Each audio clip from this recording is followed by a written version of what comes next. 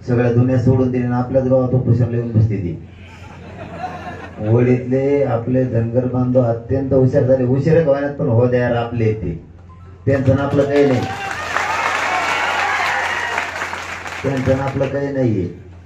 त्यांच्या लक्षात आलं एक तर मराठ्यामुळं धनगराच्या आरक्षणाला धक्का लागत नाही. त्यांच्या दुसरं ध्यानात आलं हे सगळी दुनिया दिली सोडून इथंच कमी येते.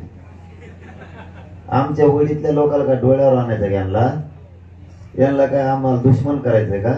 हे पळून जाते इथून निघून. रोज मराठ्यात धनगराला राहायचं, धनगराला मराठ्यात राहायचं. आम्हाला दोघांची एकमेकाचं नाही धकत आमचं एकमेकाशिवाय. आणि आपलं त्यांचं काहीच वैर नाही, कशातच नाही बरं का, खऱ्यानेच नाही. आरक्षणात बी नाही आणि असं जनरल जीवनात बी नाही.